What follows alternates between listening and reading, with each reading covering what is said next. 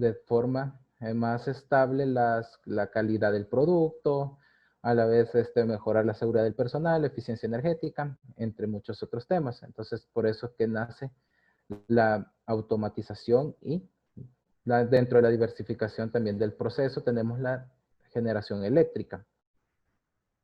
¿Qué tenemos acá? Tenemos como primera imagen, esta es una pantalla tomada del lugar donde yo trabajo, Ingenio La Cabaña, en El Salvador. Y esta es una de las pantallas que tiene el operador, que tiene él en sus controles. ¿Por qué decimos nosotros la instrumentación va amarrada con la automatización? Sí, porque nosotros necesitamos, primero tenemos acá, podemos observar, es una báscula en línea. Nosotros pesamos la caña que viene ingresando a nuestro conductor de alimentación principal, el cual determina y regula automáticamente velocidades en los molinos. Eso también tiene que ver para regular el ritmo de molienda diaria que se tiene que tener, cumplir un ritmo de molienda por hora. Tenemos también mediciones de corriente dentro del proceso. Aquí podemos ver un sinfín de motores. Hay motores de ya de una capacidad bastante considerable. Estamos hablando de motores de 1000 HP, 1500 HP, 1200 HP a media tensión. Entonces, por eso se vuelve importante tenerle monitoreado todo este tipo de variables, porque también nos da una alerta para los mantenimientos preventivos, para mantenimientos que cuando ya nos está dando una tendencia que un equipo se nos está saliendo de rango, estos son de vital importancia. Tenemos también, dentro de todos estos hay equipos que no tienen, ya sea su variador de frecuencia, su arrancador suave, no tienen una salida en la que nos pueda brindar la velocidad a la que está rotando alguna picadora, prepicadora, algún motor de alguna otra de parte del proceso. Entonces nosotros instalamos un pickup magnético. Como pueden observar, necesita una rueda dentada, de acuerdo a los dientes que tiene, también así es la frecuencia con la que nosotros se programa en el control, y esto nos indica la rotación, la velocidad con la que está trabajando esos motores. Estos normalmente llevan un indicador adicional que nos transforma la señal que él emite y la transforma a una señal de 4 a 20 que la pueda interpretar nuestro control. Transmisores de presión, estamos manejando en los molinos, se manejan presiones altas de hasta 3000 PSI, 3200 PSI. Entonces, por eso es importante también regularle, ya por la presión hidráulica que manejan estos reductores. También nos sirve para el sistema de monitoreo preventivo, para que también nosotros nos da una idea el funcionamiento que tiene este tipo de equipos y la alerta o temprana intervención en algún caso.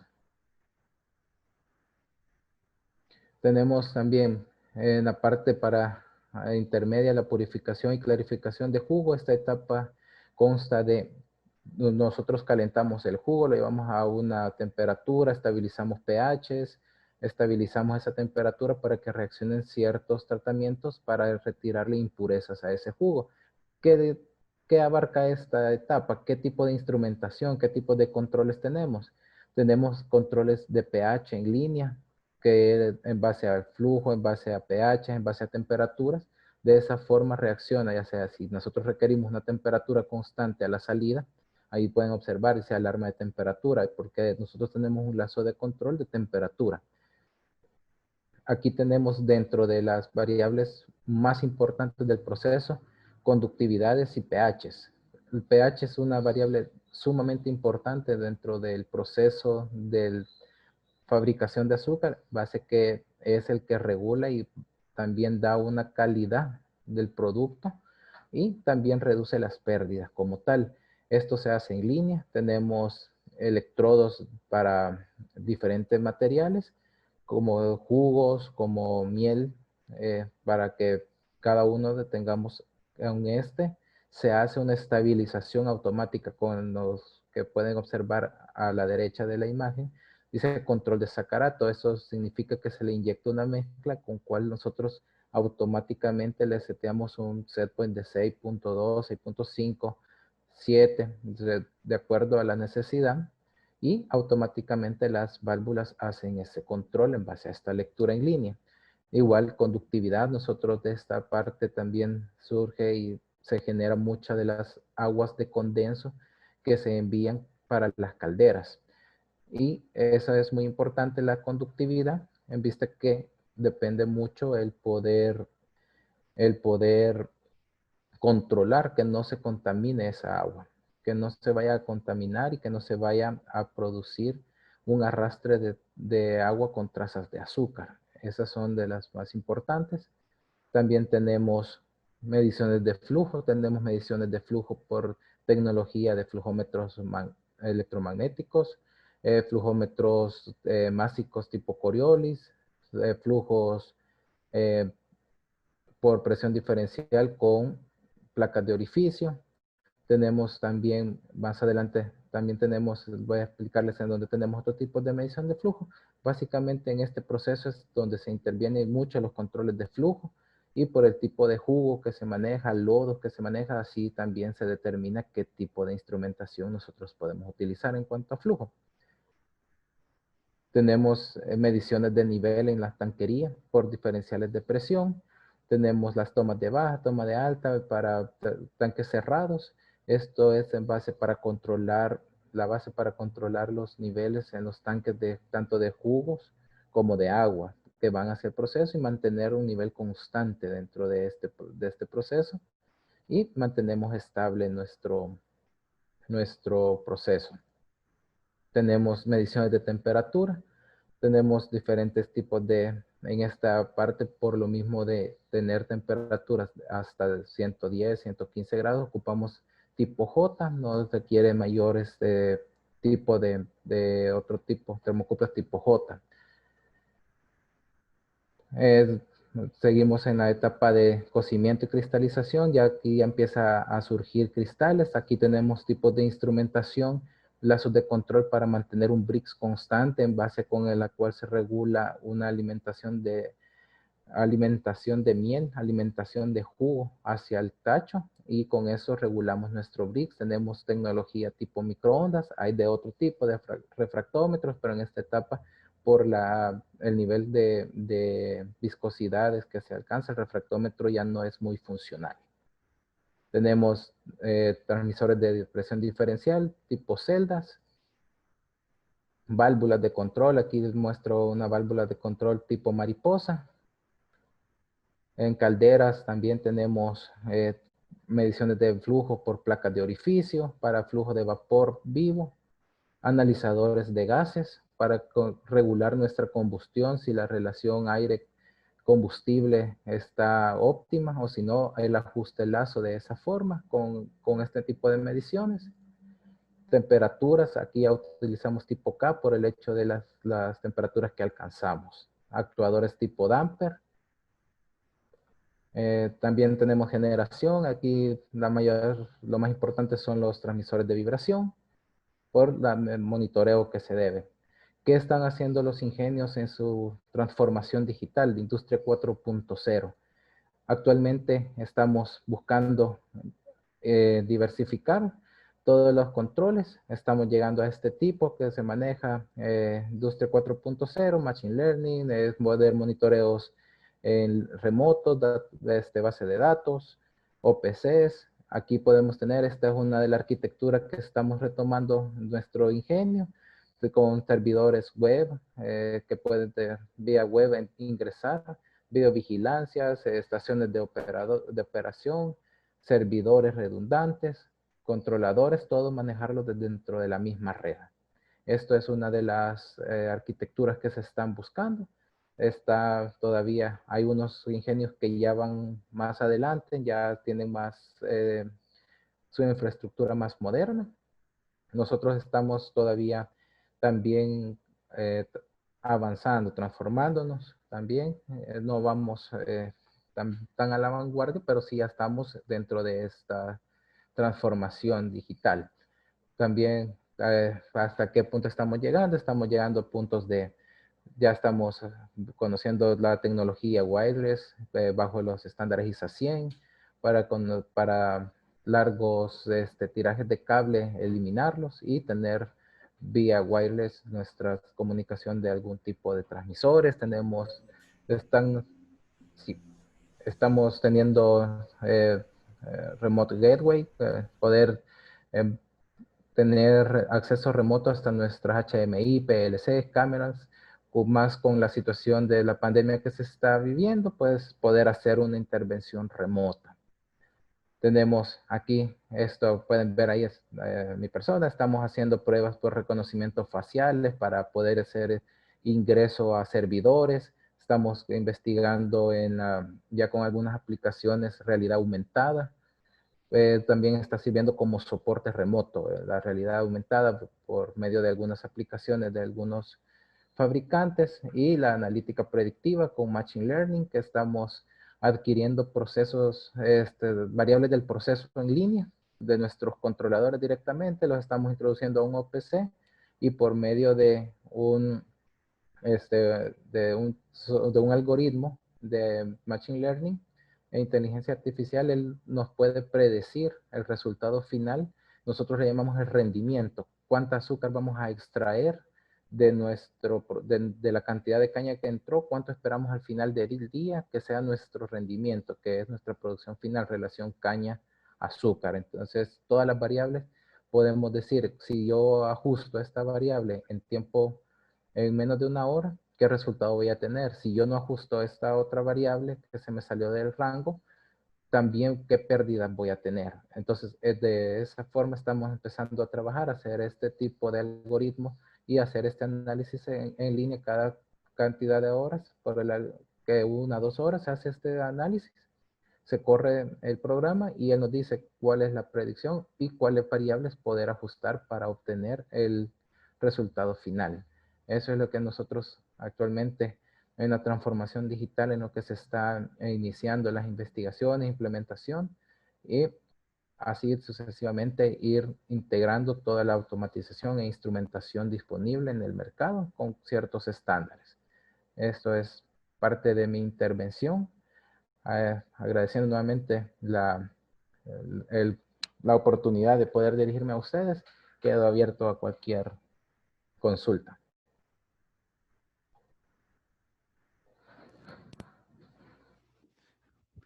Gracias, ingeniero. Tenemos preguntas del público. La pregunta consiste en ¿qué normas de ISA existe para lo que es el diseño SCADA? Para serles sincero, actualmente nosotros como tal, en los SCADA no nos estamos rigiendo bajo ningún estándar. Lo hemos ido madurando y porque hemos venido haciendo unas migraciones, no nos hemos basado en un estándar actualmente. La verdad, en esta parte del SCADA como tal.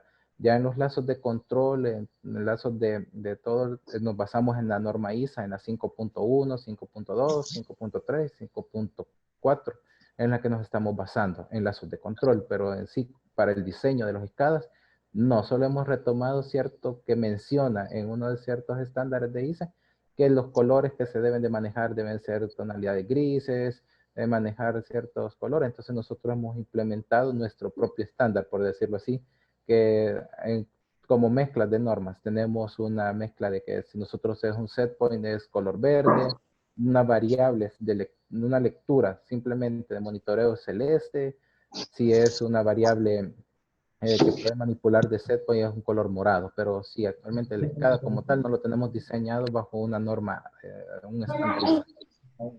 Con la E, también la lleva E. Con la I. ¿Alguna otra pregunta?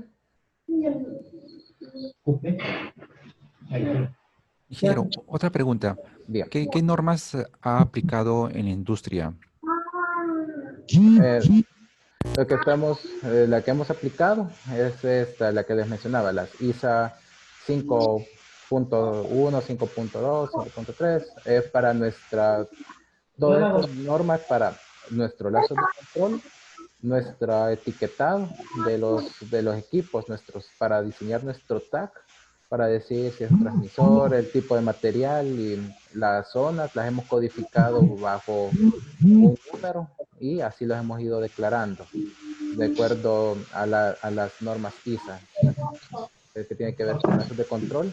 Y en base a lo que estamos también realizando nuestra transformación y que ya vamos a tener accesos web y todo este tipo de tecnología, también vamos a empezar a investigar ya sobre las normas de ciberseguridad, que ya son también, hay un estándar ISA, pero todavía no estamos tan adentrados en esta transformación, pero sí en su momento tenemos que ver ese tipo de estándares.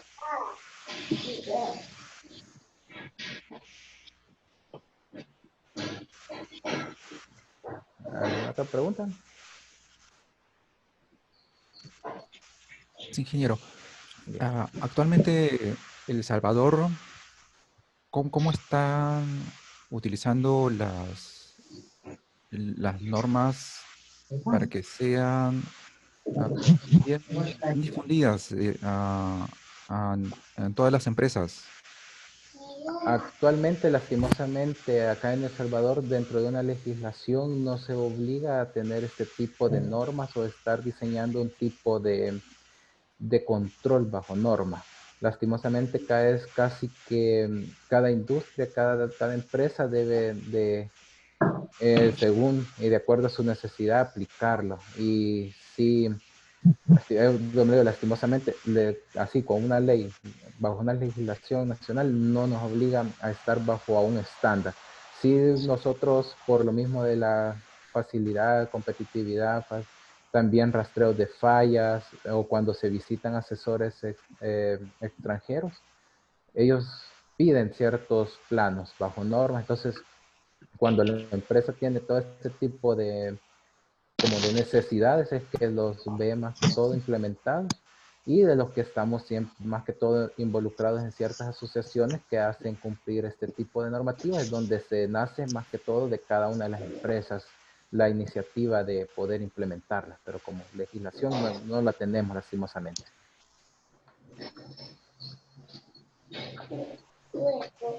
Otra pregunta sobre las normas ISA 100 Wireless. ¿Cómo se están manejando esas normas? Gracias. Fíjense que como las normas ISA 100 Wireless, nosotros estamos empezando. Para serles sincero, la tecnología no es nueva, pero nosotros dentro de la empresa no la habíamos estado utilizando. Más que todo la estamos buscando que cumpla ciertas, esas normas para poder garantizar y la seguridad y compatibilidades con ciertos sistemas. Así nosotros, de forma propia, hablando internamente de nuestro proceso en el ingenio, así lo estamos realizando. De acuerdo a cómo lo hemos investigado, pedimos que cumplan este tipo de normas por garantizar la seguridad y estabilidad de comunicación con los demás equipos y todas las protecciones que nosotros tenemos. Así lo estamos implementando actualmente.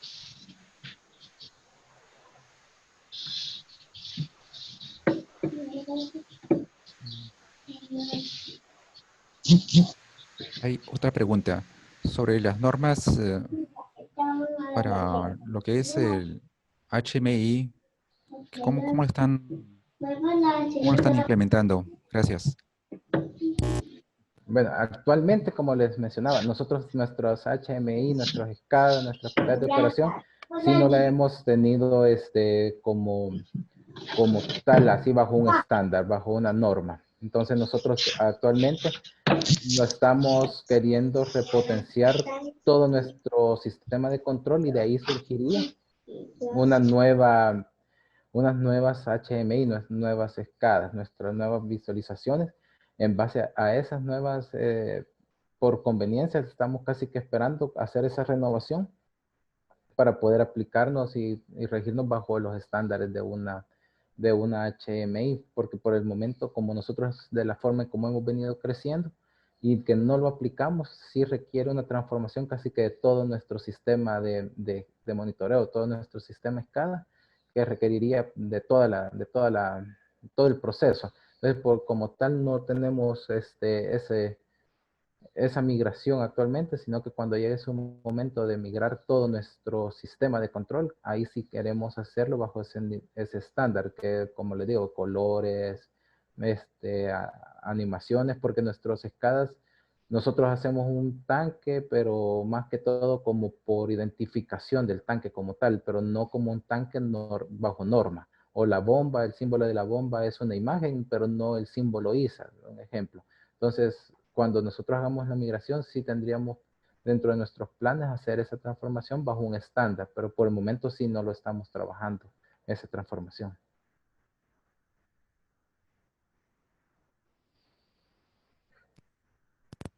Bien, bien, ingeniero, muchas gracias. Gracias nuevamente, un gusto.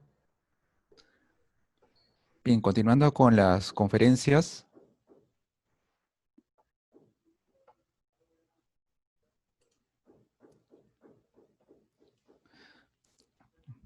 el ingeniero Oscar Antúnez Mayolo se encuentra presente en sala.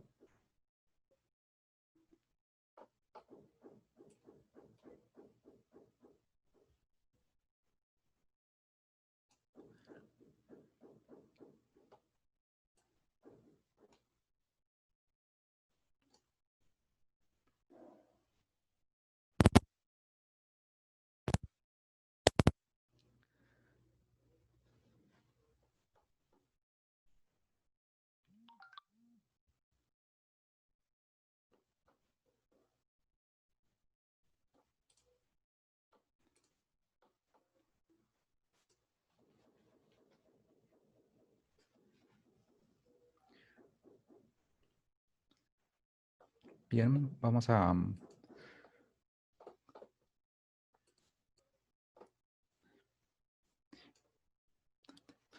estos momentos se está conectando el ingeniero José Luis Salinas Morán. Esperemos que ingrese a la sala.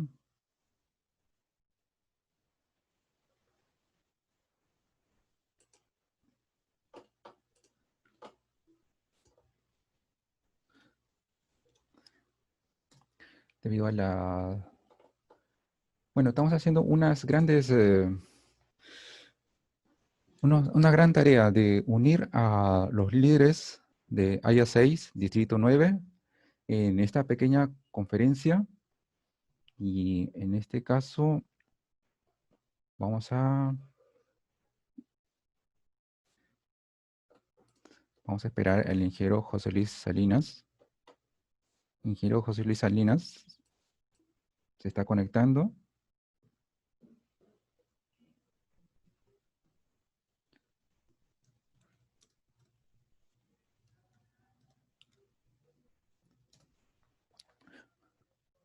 Bueno, la sección ISA UNI, sección estudiantil, instalado en la Universidad Nacional de Ingeniería, ha hecho lo posible de realizar el magno evento. Y en estos momentos estamos esperando si está conectándose.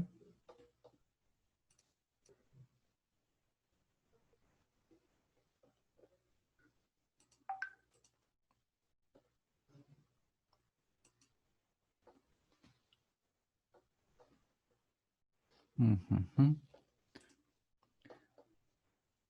Algunos... Vamos a corregir unos problemas técnicos.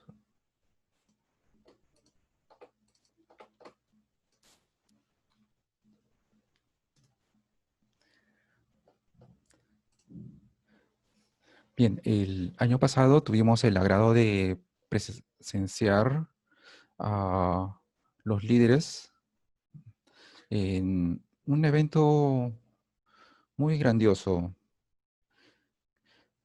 donde se reunieron y se compartió muchas experiencias con los grandes líderes de la sociedad.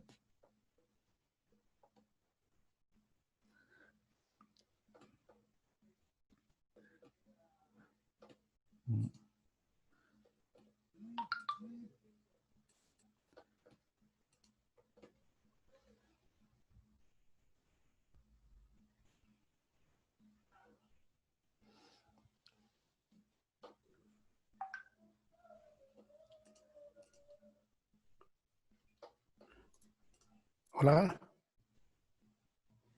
Ingeniero Salinas, ¿cómo está?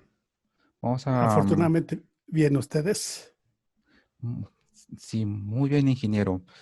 Bien, continuando con las conferencias, hemos tenido unos pequeños inconvenientes.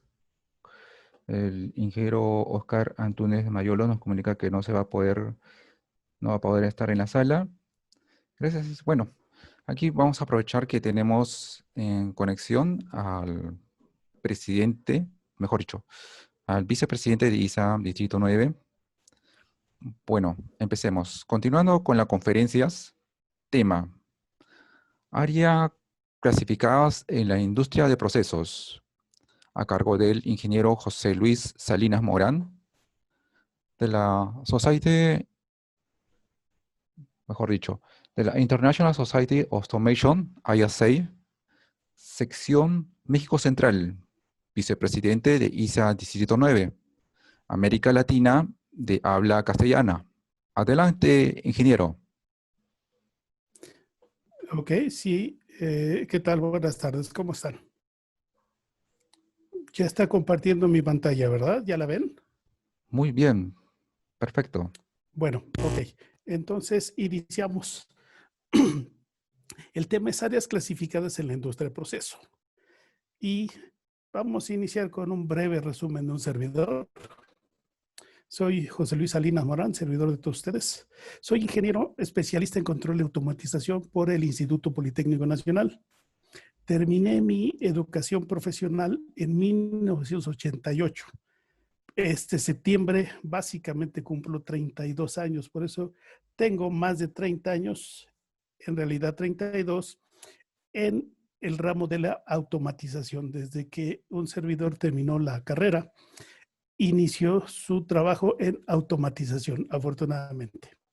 Estoy certificado por Foundation Philbus como técnico especialista y esto fue por el Lee College. Philbus Foundation reconoce Philbus Center. Hay solo 5 Philbus Center en el mundo. 2 de ellos están en Estados Unidos, uno está en Houston y otro está en donde son las ciudades gemelas. Y uno de ellos es el Lee College. Yo estoy certificado por ellos. También estoy acreditado por ULO University como especialista en atmósferas peligrosas. Como ya me hizo favor de presentarme, soy vicepresidente del Distrito 9, América Latina, del bienio 2020-2021. Asimismo, soy director del Comité Educativo de ISA Sección Central México y también soy instructor en México. Muy grande, muy básico y rápido de un sector. Ahora, además, más que preocuparnos, ¿por qué ocuparnos? Esto es, cientos de años tienen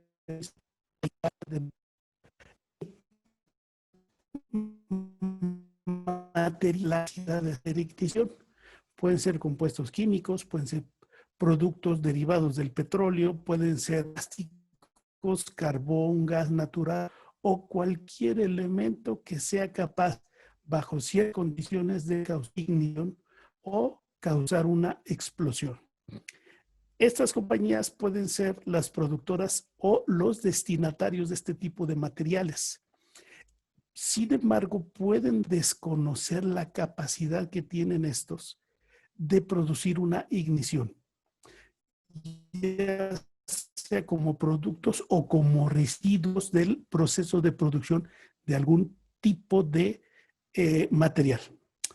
No solo lo que nosotros conocemos en la industria en forma cotidiana que hemos manejado, que son los derivados del petróleo, derivados de los petrolíferos como los combustibles, pueden ser sujetos o pueden estar presentes para que haya una ignición o una explosión. También, o granos o polvos en suspensión pueden convertir un proceso que consideramos cotidiano y normal en un área con capacidad de hacer ignición. Un ejemplo de esto son los granos, los depósitos, los silos para producir la cerveza. Entonces, ahí los silos para depósito de la materia prima son considerados como explosivos. Los servicios y empleados también en el área de seguridad son críticos para mantener lo que todos deseamos en una planta, en una área de trabajo. Operación confiable, operación segura. Esto que nos da como resultado que aun y cuando ya conocemos que es posible que el área sea o tenga la capacidad de hacer inicio por alguna circunstancia, es necesario un entrenamiento proactivo. Y hay una frase que normalmente comentamos. La información es siempre se debe de compartir. No se vale que nos guardemos la información. ¿Por qué? Simplemente un área clasificada es un área que potencialmente puede generar una atmósfera explosiva. Y si hay un conato, todos los que estemos en la instalación podemos sufrir algún tipo de daño. Todos sabemos que las explosiones no distinguen género, edad, ni religión, ni nada, ¿verdad? Entonces, por eso es importante que toda la información relacionada a este tipo de instalaciones sea compartida y que todos pudiéramos tener el mismo conocimiento, tanto de la como de la peligrosidad. ¿Qué es lo que nosotros vamos a manejar? La naturaleza de los procesos industriales usa, maneja o genera atmósferas potencialmente explosivas, por lo que alguna medida adicional al propio diseño necesita ser tomada en consideración. En el área de seguridad hay un concepto que se llama inherentemente seguro. También para áreas clasificadas se maneja lo mismo. Esto, ¿cómo lo entendemos? Que el diseño de sí mismo nos proporcione un nivel de seguridad. El siguiente paso es, dicen, si el diseño ya fue seguro, se diseñó así la planta. Sin embargo, no es posible, dada la manejo de productos, entonces necesitas dar el siguiente paso. ¿Cuál es? La posibilidad de cambiar producto, de cambiar el proceso. Sin embargo, si estamos hablando de un proceso de petróleo en una refinería, pues ellos producen combustibles. Simplemente los productos no se pueden cambiar. Entonces se necesita tomar medidas adicionales como pueden ser incrementar seguridad o dar seguridad adicional a lo que ya de por sí es potencialmente explosivo. ¿Y para qué? Para alcanzar un nivel de riesgo satisfactorio. Ese es nuestro trabajo, que si encontramos un área que es posible que pueda ser generadora de una atmósfera explosiva, hagamos todo lo necesario para que el nivel de riesgo sea satisfactorio. ¿Satisfactorio para quién? Pues en principio para uno, ¿verdad? Nosotros debemos estar seguros en las plantas. Y si nosotros estamos seguros, bueno, pues cualquier persona, cualquier compañero de trabajo está seguro. Y ese nivel satisfactorio es básicamente multidisciplinario. Tiene que ver la parte de proceso, tiene que ver la parte eléctrica, tiene que ver la parte de seguridad, la parte de automatización, la parte de instrumentación, mantenimiento. Y todos nos tenemos que poner de acuerdo en el nivel de riesgo satisfactorio. Básicamente el nivel de riesgo satisfactorio es el que se llega que no provoque más de la pérdida de vidas, dado que puede haber una conflagración por una explosión. La siguiente consecuencia natural es el impacto ambiental, porque cuando hay este tipo de contingencias, lo segundo que viene por efecto de una explosión es liberar al ambiente los productos, y eso es contaminación. Y el tercero, pérdida económica, pérdida en las plantas de proceso. Esta es inversión. Cuando una planta de proceso, una hidrodesulfuro, planta catalítica,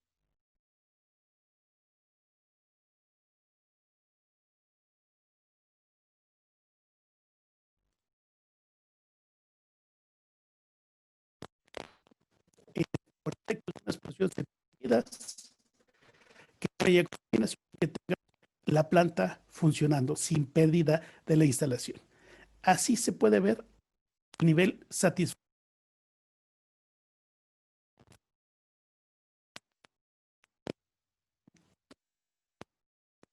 ¿Qué vamos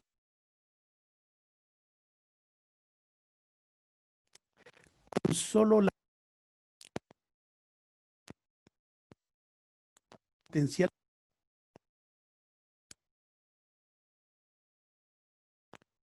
general? Esto clasificación de qué? Una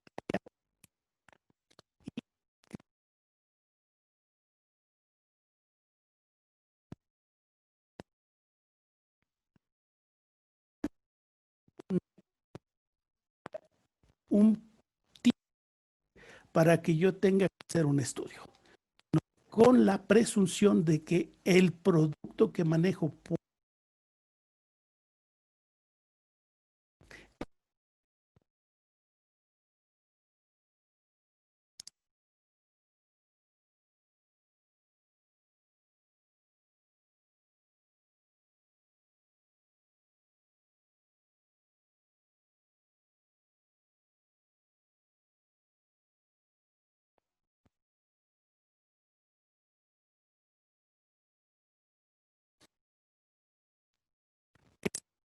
siendo,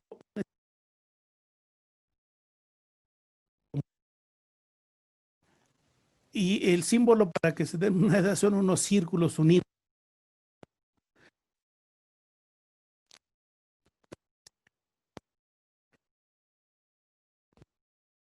a hacer de pintura. Ayúdanos porque aquí,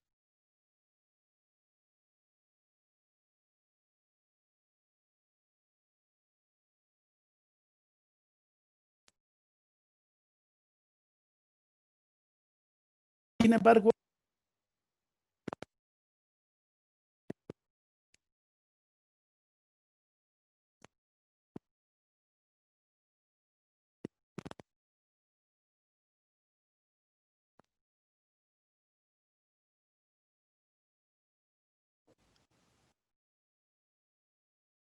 que se humedezcan.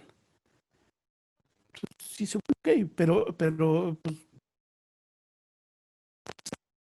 que hacemos es lijamos básicamente el capot de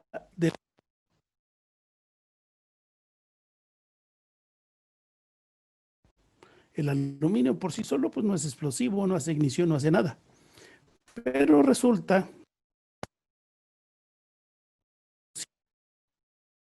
reactivo el polvo de aluminio,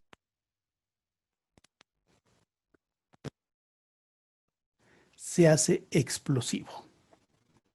Y nadie sabía que podía haber generadose un ambiente explosivo. Por eso dice la presunción. Hay que conocer,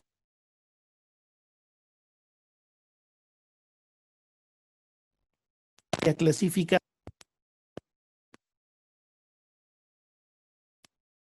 No es que por definición sea explosiva.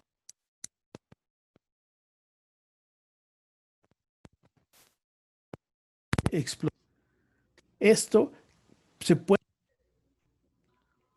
Disculpe, ingeniero, tenemos problemas con el audio.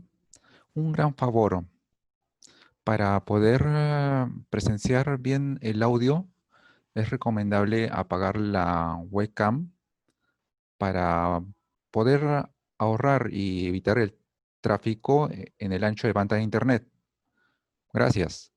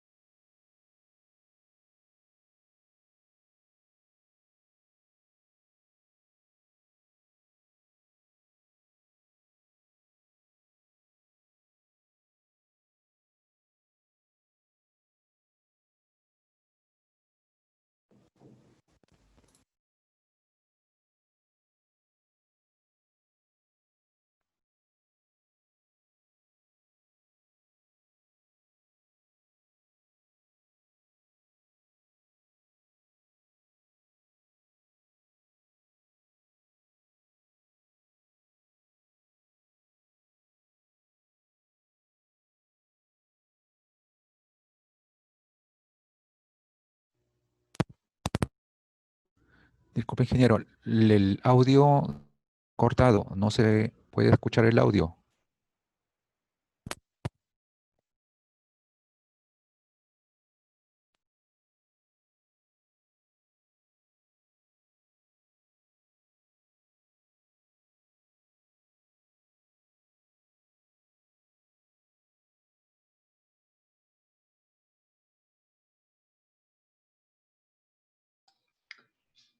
A ti se te escucha bien, Raúl, no hay problema, pero con el ingeniero Salinas, no sé, tiene un problema ahí con su micrófono. Raúl, ¿me escuchas? Correcto. Sí, luego escuchar el doctor Montoya. El ingeniero Salinas parece que tiene problemas. Ingeniero Salinas, ¿nos escucha?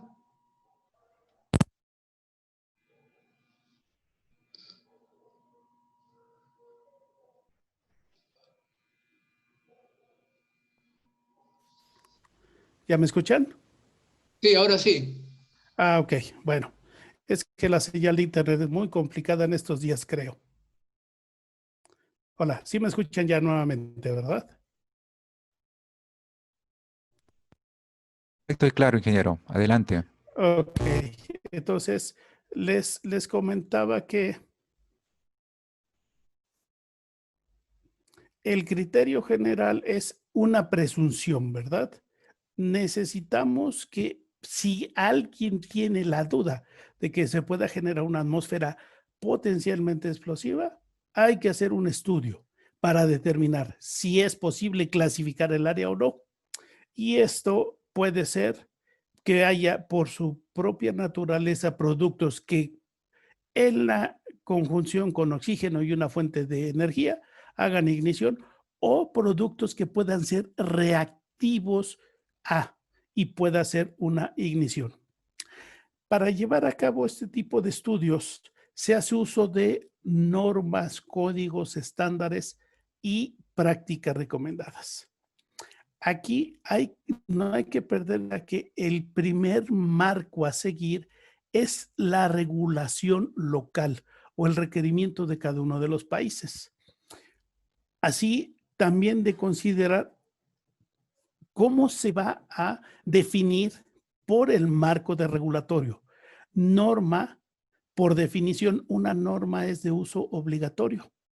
Un estándar en general se dice que es de uso potestativo. Una práctica recomendada se usa como referencia y también podemos utilizar códigos. Depende de qué región del país puede ser referencia o puede ser obligatorio su uso. Esto normalmente lo vemos como ejemplo Estados Unidos. Ellos para clasificar un área utilizan lo que ellos conocen como NEC y es un código, National Electrical Code. Es un código eléctrico, pero para ellos es de uso obligatorio. Para nosotros es un código, sí, pero es solo una referencia. Entonces, el primer paso es saber qué estamos obligados a cumplir dada nuestra localización, ¿verdad? Nosotros en México utilizamos lo que se conoce como normas oficiales mexicanas, no así una estándar internacional, ni un código. Nosotros tenemos nuestras propias normas. Aquí hay un pequeño comentario. La norma que utilizamos generalmente, la NOM, nos dice qué hacer, pero no nos dice cómo hacerlo. Entonces, por eso nosotros decimos, ok, vamos a ver el marco regulatorio. ¿Utilizamos la norma? Sí, pero después ella nos dice que estamos obligados a hacer algo. El cómo hacerlo, eso viene indicado en algunos casos en los códigos, en otros casos en los estándares o en otros casos en las prácticas recomendadas. Entonces, es el primer paso indispensable saber a qué estamos obligados y después cómo resolver la situación. Nosotros utilizamos, les repito, en México las normas oficiales mexicanas, pero no nos dicen cómo hacerlo, nos dicen que tenemos que hacerlo. Y para poder llevar a cabo el cómo hacerlo, utilizamos o códigos o estándares o prácticas. Entonces, vamos a ver qué es un área clasificada. Como definición, es una localización peligrosa o un área que contiene o probablemente puede contener una concentración de gas, vapor o cualquier otro combustible del tipo inflamable donde una fuente de energía puede ser eléctrica o térmica, con la suficiente potencia puede causar una ignición o puede causar una explosión. Para efectos prácticos, en los estudios de clasificación de áreas, ignición y explosión básicamente se toman como un solo concepto. Esto es que el ambiente arda, ¿verdad? Sin embargo, sí hay una pequeña diferencia. Normalmente la ignición se considera como una exposición de flama directa, a diferencia de una explosión que se considera como una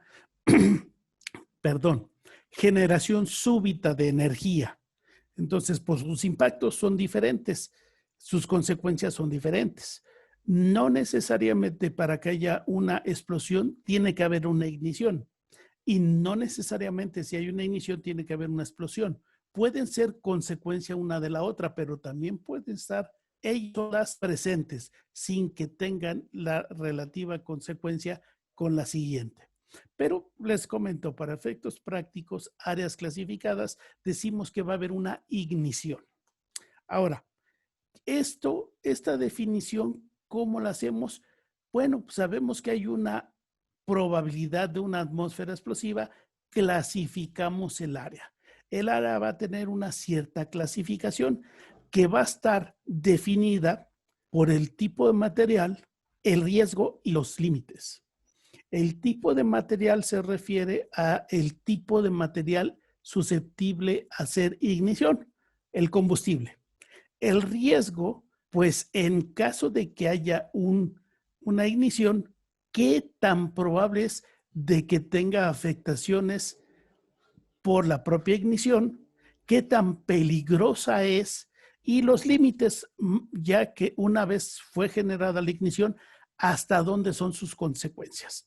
Entonces, en una clasificación de áreas vamos a tener materiales, riesgos y límites. Ahora, también eso es en lo que se refiere a la clasificación. Y una instalación que se clasifica va a estar clasificada de acuerdo a la naturaleza, por el tipo de combustible y por la temperatura de ignición. El tipo de combustible es si es gas, vapor, polvo, cualquier forma que pueda tener el material que pueda hacer ignición.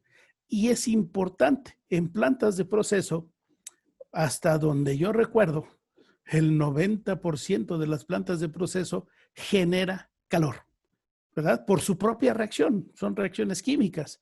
O se genera calor porque para que haya la reacción necesitamos normalmente vapor. Entonces, siempre vamos a tener temperaturas elevadas. Necesitamos saber ese combustible a qué temperatura hace ignición por sí solo. No necesitamos una fuente de energía que puede ser una chispa o puede ser una flama, sino por solo efectos de temperatura hace ignición. A esto se conoce como ignición espontánea y está determinado por su temperatura de ignición y la probabilidad de que exista la atmósfera explosiva. Vamos a dejar aquí, en principio, la palabra probabilidad. ¿Por qué lo digo así? ¿Qué tan probable es para mí que haya una atmósfera explosiva? ¿O qué tan probable es para Raúl? ¿O qué tan probable es para alguien más? ¿Verdad? La palabra en sí, probabilidad, pues es muy subjetiva. Depende de cada uno de nosotros, ¿verdad? ¿Qué tan probable o no? Es como decir, oye, se siente mucho frío. Yo tengo mucho frío. Bueno, ok, es posible que tú sientas mucho frío, pero yo no. Entonces, ahí es un poco la aplicación de probabilidad, ¿verdad? Depende del criterio de cada uno de los que están haciendo este tipo de estudios. Y el equipo que voy a instalar también va a ser clasificado de acuerdo a dónde va a ser instalado. Y esto, Ingeniero, le sí, quedan 5 minutos. Muchas gracias. ok, sí. De acuerdo a su máxima energía que puede producir o su máxima temperatura superficial que puede producir en condiciones normales. Para que haya una explosión, se requieren 3 cosas: el combustible, el oxígeno y la fuente de energía eléctrica. El primero siempre se da porque es una planta. El segundo lo tenemos el oxígeno en el aire y solo vamos a tener que tomar acciones en cuanto a la parte eléctrica y térmica. Solo con saber que es un área explosiva y hacer las medidas o poner los equipos adecuados es suficiente. Malas instalaciones, malos procedimientos pueden causar que tengamos problemas. Nosotros les decía, ¿qué utilizamos como referencias? La NEC o los estándares IS. La NEC va a definir 3 tipos de combustibles o clases: gases, vapores, polvos y volátiles. Y la peligrosidad la define como división, muy probable o poco probable. Luego, el estándar IS utiliza 2 áreas diferentes y dice grupo 1 minas, grupo 2 no minas, todo lo que sean no minas subterráneas, y la peligrosidad por zonas, constante o por largos periodos, ocasional o por cortos periodos. Y como clases pueden ser clase 1, 2, 3, gases, vapores, polvos combustibles o fibras. Los combustibles los asocia en grupos, grupos representativos, es el que representa a un combustible con las mismas características de explosividad. Hay diferentes grupos, temperaturas máximas permitidas o temperaturas superficiales en esa clasificación de áreas, y la peligrosidad. La más peligrosa se considera como división 1 porque es mezcla explosiva probable en operación normal, y la menos peligrosa es división 2, es improbable presente en operación normal. Luego, así vemos una clasificación de área, básicamente contenedor, líquido, división 1 y el adyacente división 2.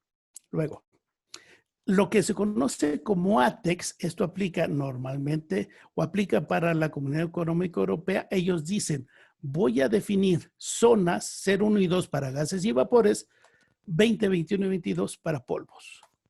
Depende de lo que aquí bien donde ven grupo, dice minas, M1, grupo 2, no minas, y depende de cómo se clasifica el área, van a ser equipos o categorías 1G, 1T, para zona 0, zona 20 y así, ¿verdad? Gases y vapores o polvos. ¿Y qué tenemos? También hay otra forma. Aquí no es probabilidad, aquí es presencia. Más de 1000 horas al año, entre 10 y 1000 horas al año y menos de 10 horas al año, zona 0, 1 y 2. Si esto era divisiones, zonas, ¿cómo se ve? Zona 0, zona 1 y zona 2 no cambia. De aquí que podemos hacer una comparación. Divisiones con zonas, división 1 es equivalente a zona 0 y 1 y división 2 es igual a zona 2, solo por clasificar y hacer una comparación. Esto tiene como referencia el reporte ISA 120601. Entonces, Ingeniero, ¿qué me vamos queda a tener? 1 minuto. Gracias. Exactamente. Gracias. Áreas clasificadas en la industria de procesos. Con la sola presunción de la probabilidad de generarse una atmósfera potencialmente explosiva, es necesario realizar un estudio de clasificación de áreas. Con la sola presunción.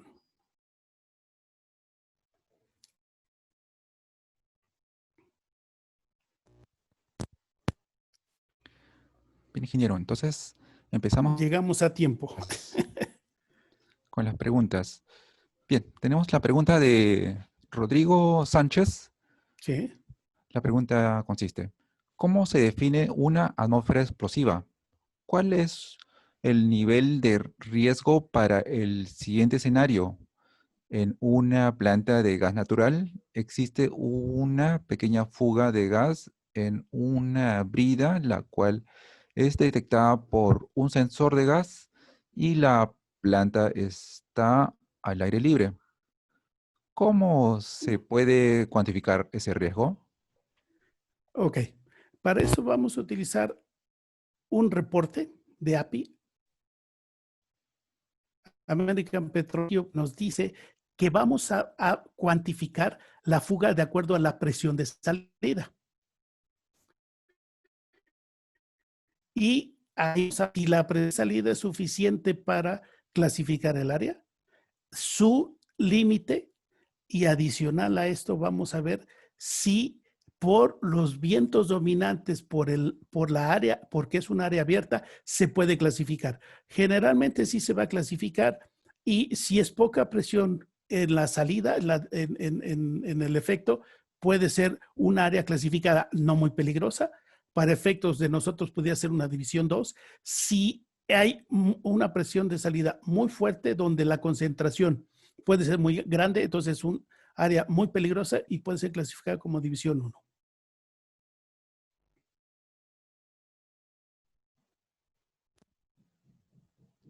Bien, ingeniero. Mm, Muchas gracias por su presentación, ingeniero, y saludos para México. Gracias a ustedes.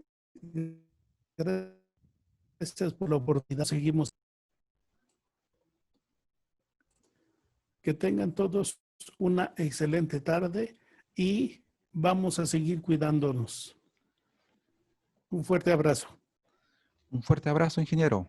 Muchas gracias. Hasta luego. Gracias. Buen día.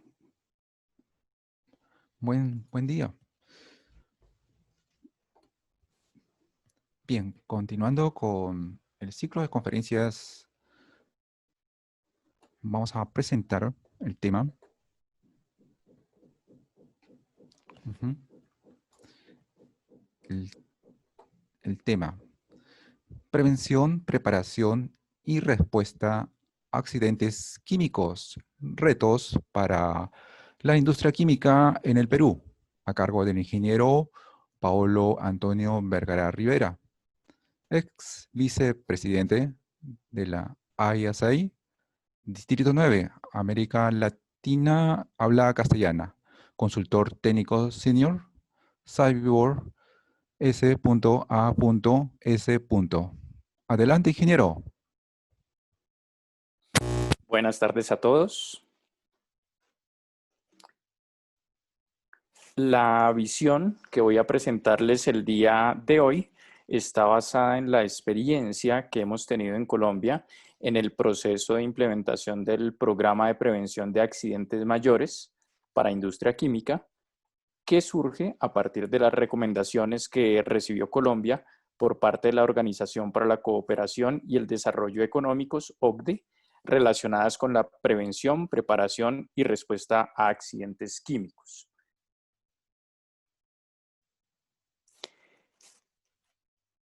El punto de partida de la mayoría de los esfuerzos que se han realizado en torno a los accidentes químicos está relacionado con eventos como los que vamos a ver a continuación. Inicio por el accidente que ocurrió en Bhopal, India, en 1984, donde se presentó en una instalación de producción de plaguicidas la emisión al ambiente de isocianato de metilo, un químico altamente tóxico que generó entre el momento del accidente y las 2 semanas siguientes el fallecimiento de más de 7,000 personas y más de 100,000 heridos graves. Cabe anotar aquí que este ha sido el accidente de la industria química con mayor número de fatalidades en la historia. Ahora les menciono el accidente que ocurrió en Toulouse, Francia, en 2001, donde se presentó una explosión en una instalación de producción de fertilizantes, la cual dejó como resultado el fallecimiento de 30 personas, 28 de ellos eran empleados de la instalación y 2 personas eran externas a la misma. En ese accidente se reportaron 2,500 heridos debido a que la onda expansiva alcanzó varios centenares de metros alrededor de la instalación. Finalmente, les menciono la explosión e incendio que se presentó en Texas City, Estados Unidos, en 2005, en la cual se produjo en una refinería de petróleo, y este dejó como saldo 15 fallecimientos y 180 heridos. Entonces, como ustedes pueden observar, estos fenómenos son solo algunos de los muchos que se han presentado y que se continúan presentando hoy en día, y corresponden a diversos tipos de industria. Han ocurrido en distintos sitios del mundo, esto incluye Latinoamérica, y no solo han afectado al personal de las instalaciones, sino que también han afectado a personal externo a las instalaciones. Y con respecto a la situación actual en Perú, existe un antecedente muy interesante y muy importante para la industria del petróleo y gas, pues en el Decreto Supremo 023-2015 EM, que modificaba el reglamento de normas para refinación y procesamiento de hidrocarburo, las instalaciones que hacen parte del alcance de este reglamento deben contar con un sistema de gestión de seguridad de procesos que toma como referencia la regulación de Estados Unidos OSHA 29 CFR 19.10.119.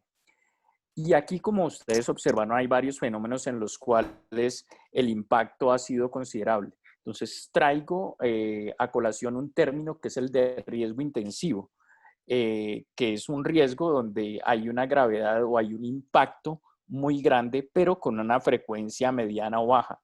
Estos no son fenómenos que se presentan todos los días, pero cuando se presentan, la afectación es muy grande. Y la definición que ustedes pueden ver en la pantalla en este momento viene del glosario de términos para la gestión de riesgo de desastres para los países miembros de la Comunidad Andina. Y esta es una definición que es muy similar a la que plantea la Oficina de las Naciones Unidas para la Reducción de Riesgos de Desastre. Entonces, básicamente, cuando tenemos un evento de este tipo, ya pasa a calificarse como de un desastre debido, cuando se materializa, a la magnitud de las consecuencias del mismo.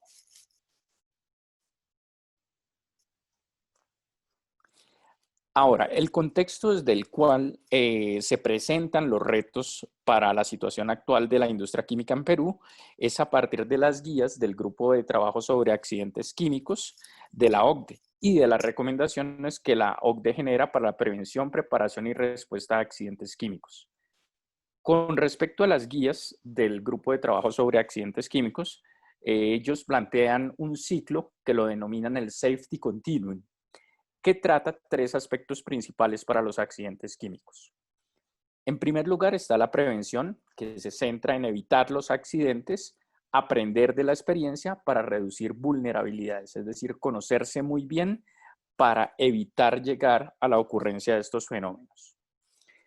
Luego se habla de la preparación, que es estar alerta, estar preparados, estar listos y estar entrenados para actuar, saber qué acciones se deben tomar en caso que ocurran estos fenómenos.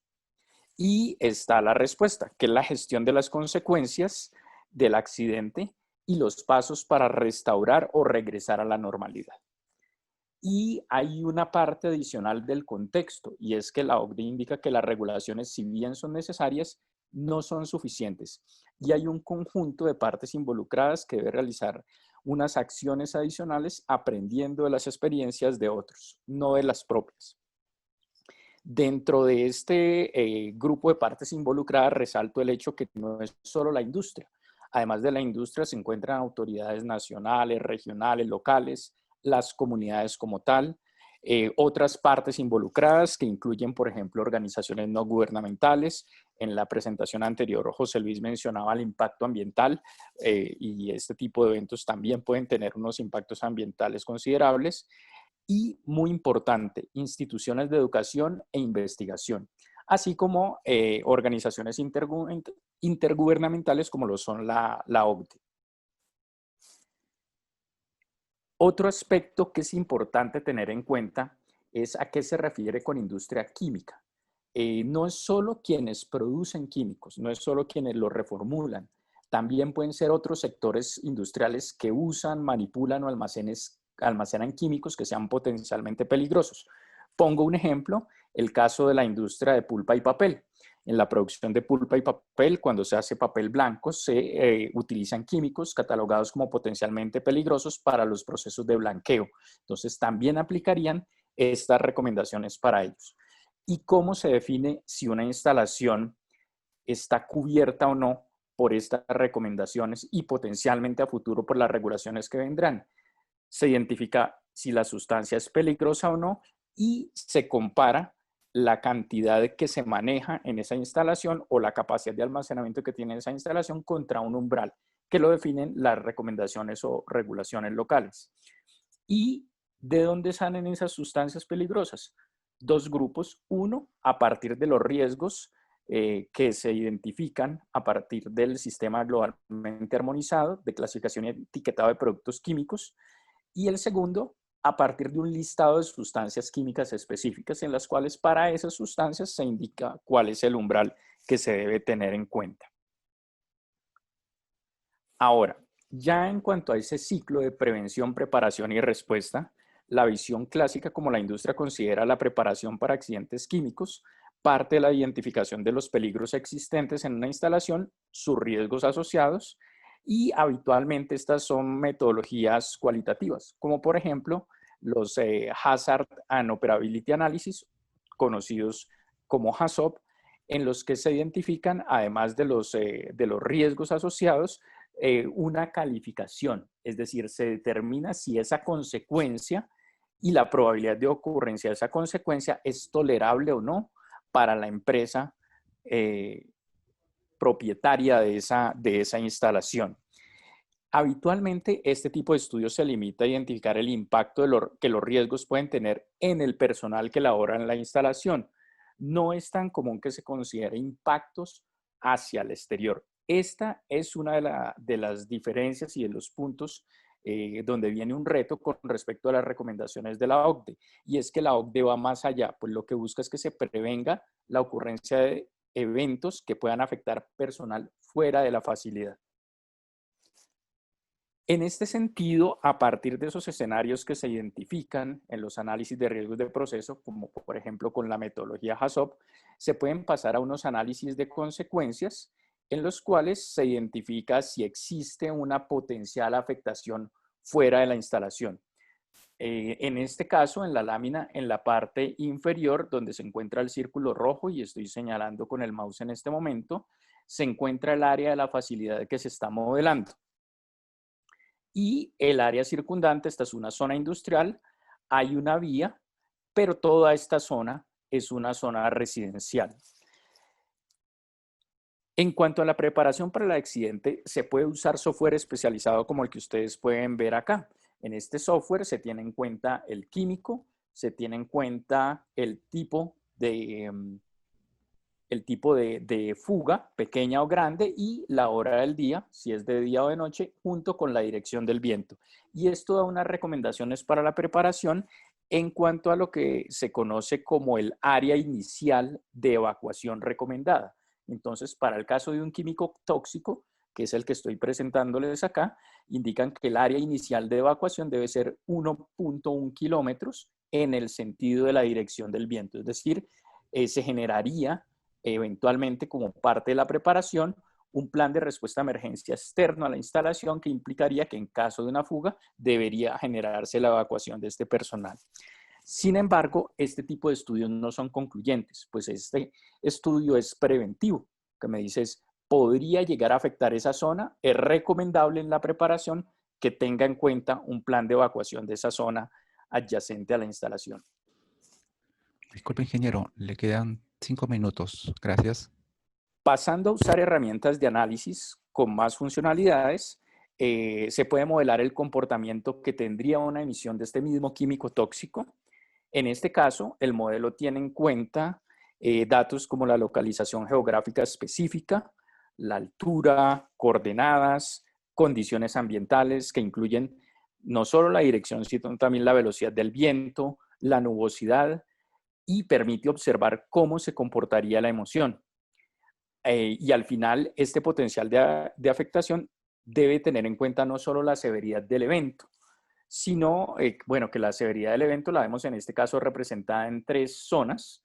La zona roja, que es donde potencialmente puede haber fatalidades con la concentración y teniendo en cuenta las condiciones de almacenamiento del químico tóxico en la facilidad. y otras 2 zonas donde pueden haber afectaciones de menor grado. Pero, si se dan cuenta, estas son mucho mayores que de las que mostraba el modelo anterior. En este caso, la zona donde podrían llegar a presentarse fatalidades es una pluma de 800 metros de longitud.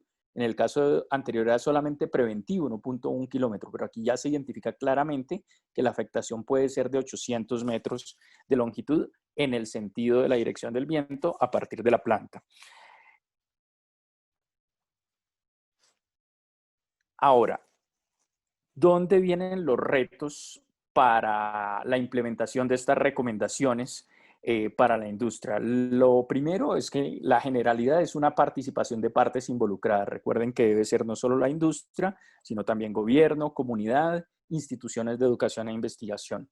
3 aspectos específicos que hemos encontrado que son retadores. En Colombia, la definición del riesgo máximo tolerable, porque de estos modelos no solo basta con saber dónde podría haber una afectación, sino también si efectivamente se materializaría. Es decir, es importante saber cuál es la densidad poblacional, cuál es la probabilidad de un fallecimiento, y eso se compararía contra un riesgo máximo tolerable a nivel nacional. Y ese es una tarea bastante dispendiosa y que genera bastante polémica y bastante discusión alrededor de ella. La segunda es que se haga una elaboración participativa de las regulaciones, porque es importante que no haya sesgos por sectores industriales que tienen mayor grado de experiencia o conocimiento con este tipo de actividades como la prevención, preparación y respuesta a emergencias, sino que sea paritaria para todos los sectores industriales involucrados. Y la tercera, que es la que personalmente considero es mucho más retadora que las 2 anteriores, es llevar la competencia del personal de las partes involucradas al nivel que se requiere, porque no es solo importante que la industria sepa qué hacer, cómo hacerlo, sino que al momento de entregar estos reportes, los entes gubernamentales también sepan qué hacer. En el caso de las zonas industriales, puede que una sola facilidad no genere una afectación mayor, pero en conjunto 2 facilidades contiguas sí puedan generar una gran afectación a la población. Entonces es necesario que también esas partes, como los organismos de gobierno, tengan personal competente en estos aspectos y mucha de esa competencia va a depender del apoyo y la participación de las instituciones de educación e investigación. Bien, eso era lo que les quería presentar el día de hoy. Abriría en este momento el espacio para sus preguntas. Muy bien, ingeniero. Bien, tenemos aquí la pregunta de Alce. La pregunta es, ¿existen protocolos para enfrentar accidentes nucleares en el Perú? Lo desconozco. Sí, bien, bien, ingeniero. Bueno, era una pregunta por participante. Bien, ingeniero. Entonces, muchas gracias por la presentación. Un abrazo para Colombia y estamos muy agradecidos por la intervención, ingeniero. Muchas gracias. Buena tarde. Muy buenas tardes, muy agradecido.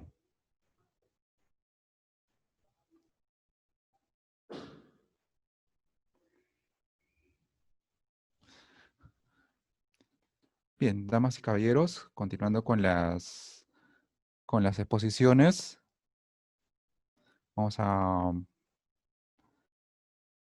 continuar con las sesiones de turno tarde.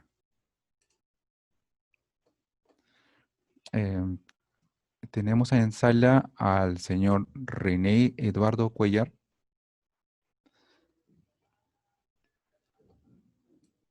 Bien, continuando con las conferencias, el tema principios básicos de la automatización de edificios inteligentes, a cargo del ingeniero Eduardo Cuellar Figueroa. de la Universidad Técnica Latinoamericana El Salvador.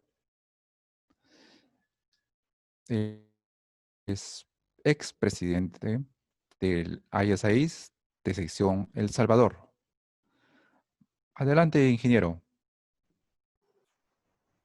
Ok, muy buenas tardes para todos los participantes.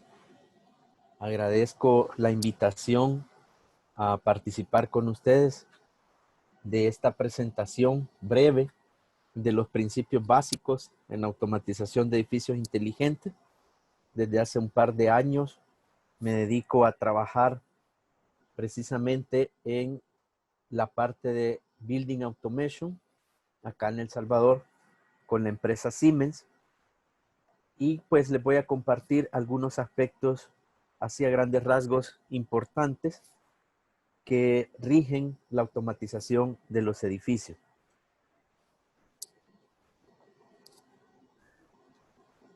La automatización en las edificaciones, pues si lo vemos un poco de la historia, primero tuvimos la domótica, que se refiere a la automatización de los hogares. Se fue desarrollando prácticamente para gestionar el confort principalmente.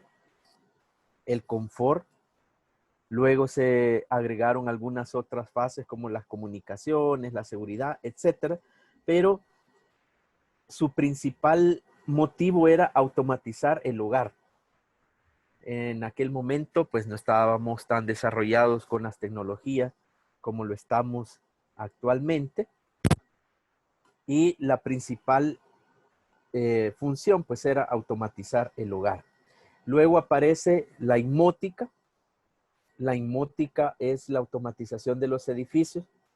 Muchas personas se preguntan si la domótica y la inmótica son lo mismo. La respuesta es no, son diferentes. La tecnología que se usa para el hogar, pues es más reducida.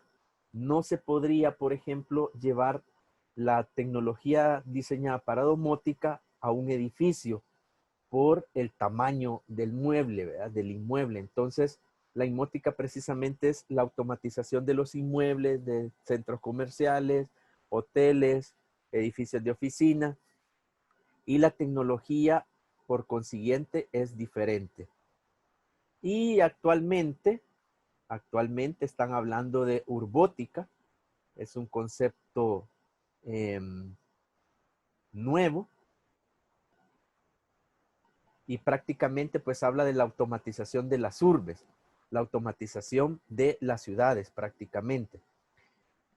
Esto va un poco unido también al desarrollo de las Smart Grid. Estamos hablando de redes de energía inteligente y también pues es un término que está en auge, y esto del Smart Grid va como unido a la parte de llevar la automatización a todas las áreas. Ya no solo me queda de forma local en el edificio, en un edificio en particular, sino llevar la automatización completamente a cualquier ámbito, incluido el ámbito de las ciudades.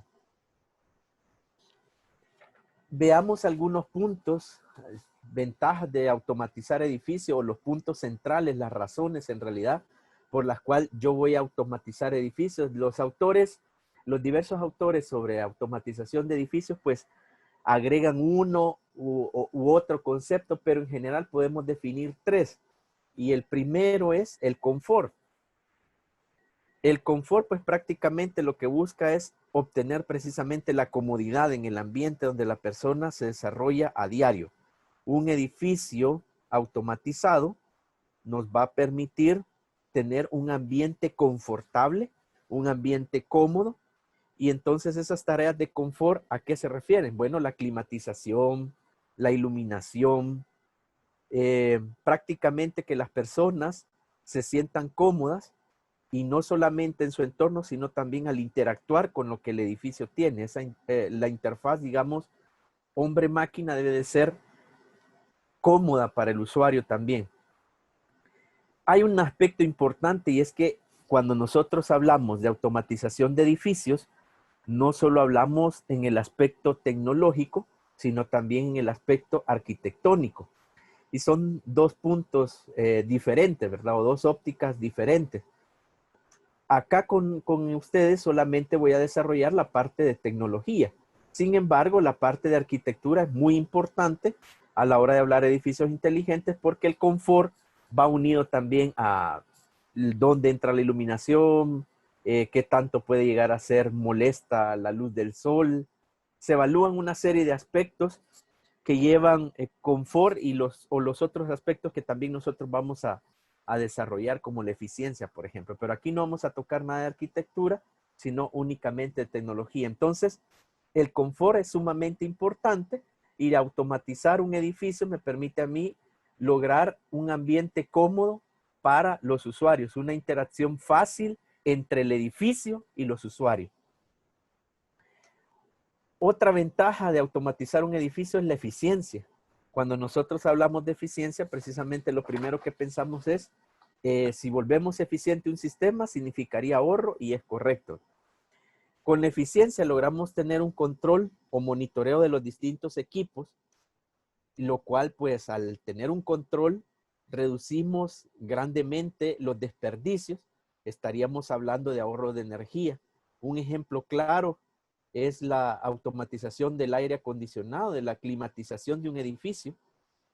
Prácticamente la climatización de un edificio representa el 60% de la factura de electricidad.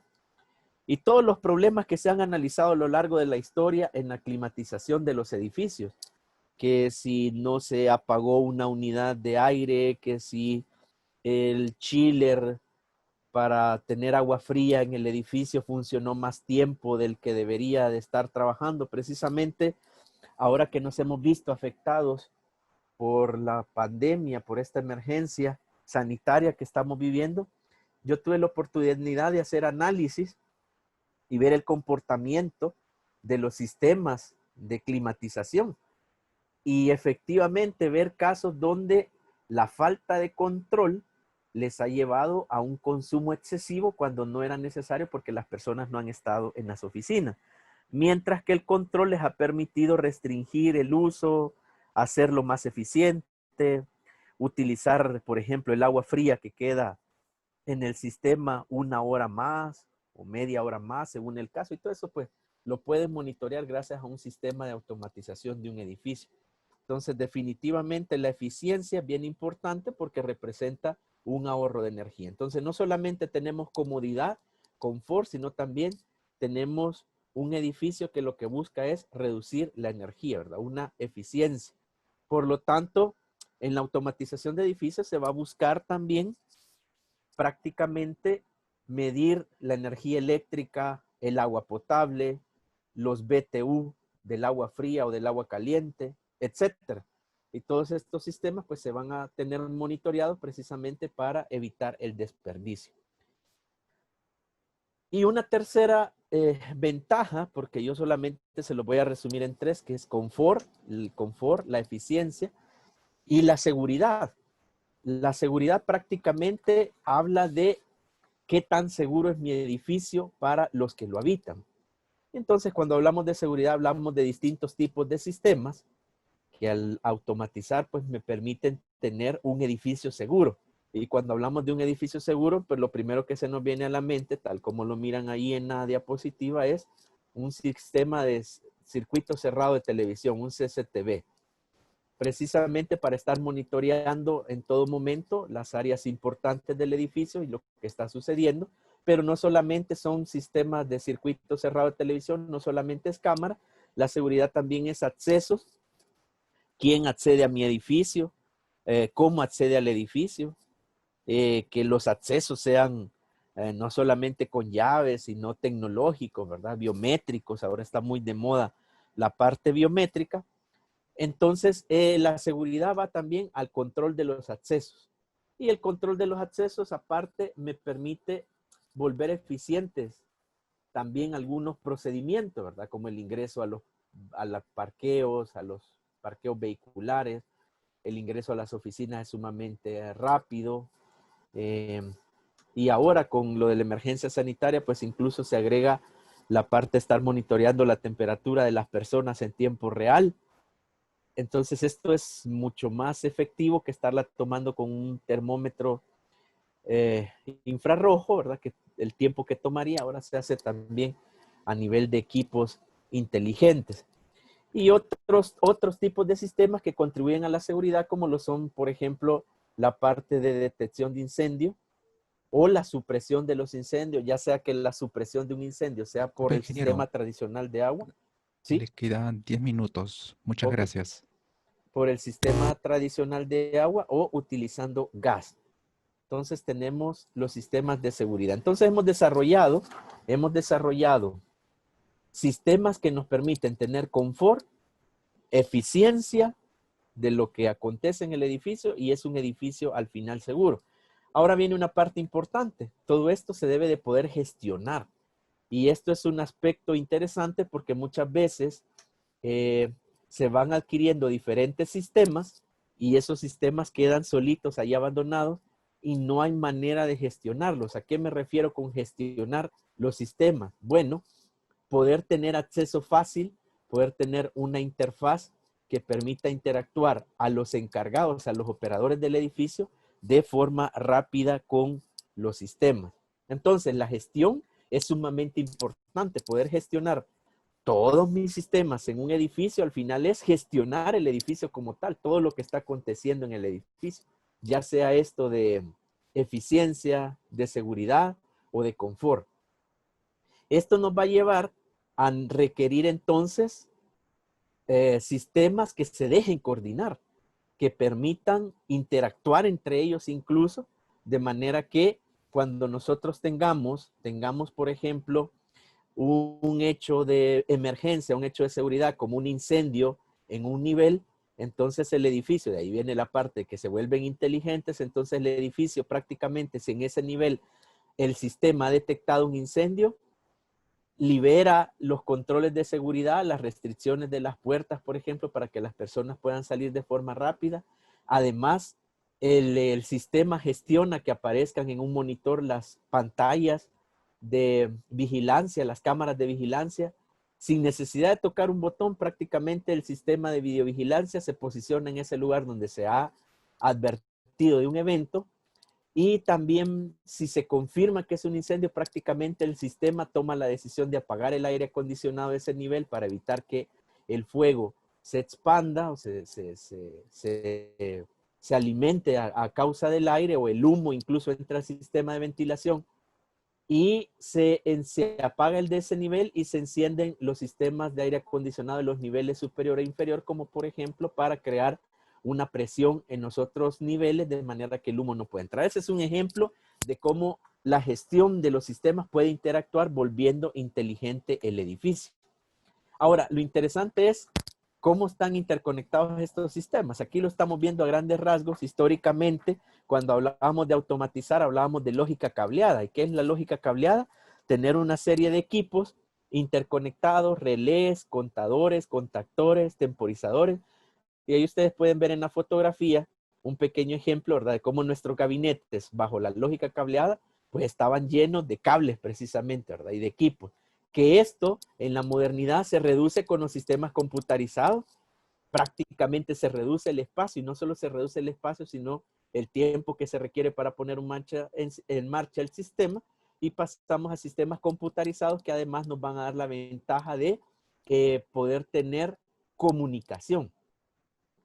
Algo importante a tener en cuenta en la automatización de un edificio es el diseño. Sí debe de considerarse desde que nace el edificio, ¿verdad? Y eso me va a dar mayor posibilidad de sacar todo el provecho o el máximo provecho a la automatización de un edificio. No es lo mismo tratar de automatizar un edificio que ya existe, porque va a tener sus complicaciones, a pesar de que ya existen equipos que tratan de acoplarse a un edificio existente, pero vamos a ir encontrando diversos obstáculos, diversas complicaciones, y no vamos a lograr sacar el máximo provecho de la automatización de un edificio. Por eso es importante que la automatización debe nacer con el diseño también del edificio. Cuando hablamos entonces de sistemas modernos, sistemas computarizados, precisamente estamos hablando de sistemas que se comunican y que por lo tanto me van a permitir una interacción con todos los equipos. Hablamos de prácticamente la interfaz que van a utilizar estos equipos para comunicarse. Es decir, Si yo quiero comunicar los equipos que ahora son computarizados y tienen la posibilidad de comunicarse entre ellos, entre equipos, entre sistemas, con una computadora, etcétera, ¿cómo lo voy a hacer? Entonces, la parte física, normalmente y la de mayor uso en nuestros días es el cableado Ethernet. Los edificios ya tienen redes LAN, redes locales que interconectan sus diversos sistemas. Los circuitos de televisión precisamente ahora son Ethernet. Se aprovechan estas redes también para interconectar los diversos equipos. Sin embargo, no por eso desaparece una red de mucho uso, que es el RS485, que sería prácticamente, bueno, el más utilizado en nuestro medio, es 2 cables más pantalla, 2 hilos, más pantalla en un solo cable. Y este nos permite, por ejemplo, distancias de hasta 1000 metros entre dispositivos, ¿verdad? Velocidades de 19.200, pues trabajan bastante bien los sistemas en grandes distancias. Entonces, estamos hablando de la parte física, cómo puedo interconectar yo los dispositivos que ahora son computarizados. Algunas otras opciones son pues inalámbricas, ¿verdad? El Wi-Fi, sin embargo, todavía se le tiene bastante temor a esta parte y ya ustedes han escuchado algunos otros temas, pues que hay incluso estándares que tratan de regir la seguridad en esta parte. Eso todavía en un edificio pues está así también en veremos, ¿verdad? Todavía no hay un desarrollo grande de la parte de dispositivos inalámbricos. Todavía se le tiene temor a que sean vulnerables. Ahora, si tenemos la parte física, entonces, ¿cómo se comunican los equipos? ¿Cuáles son los idiomas que ellos hablan? Principalmente en un edificio se tiene BACnet. Si es a través de la red Ethernet, pues puede ser BACnet IP. Igual Modbus. Modbus es un protocolo bastante utilizado. Y lo importante es recordar que los protocolos al principio fueron propietarios de cada marca. Luego se fueron abriendo y ahora tenemos protocolos estandarizados de manera que cualquier marca pueda hablar con otro dispositivo, con un software de gestión, etc. Entonces hay BACnet, sobre todo para aire acondicionado los equipos son BACnet. Modbus, pues este es un campo bien amplio, la mayoría de equipos hablan Modbus. KNX, que es un sistema sobre todo utilizado para iluminación, para luminarias. ENVAS se utiliza mucho, ¿así? Le quedan 2 minutos. Gracias. Ok. ENVAS, que es utilizado para medición, y hay otros. El software al final entonces se conoce como BMS, un Building Management System, que tiene la capacidad de controlar quién se conecta, una interfaz gráfica para interactuar con los equipos, un almacenamiento de variables, una interacción con los diferentes sistemas, tiene gráficos de tendencia y una pantalla de alarma que me permite a mí tener control o gestión de todo el edificio. Esto caracteriza a un BMS. Así se les conoce a los software que se utilizan para la gestión de edificios, un Building Management System. El corazón del edificio, bueno, ¿dónde reside este software? Este software en realidad reside en cuartos que se conocen como cuarto de monitoreo o el Building Operation Center o el Network Operation Center, tienen diversos nombres y precisamente es ahí de donde se hace la gestión de todo el edificio.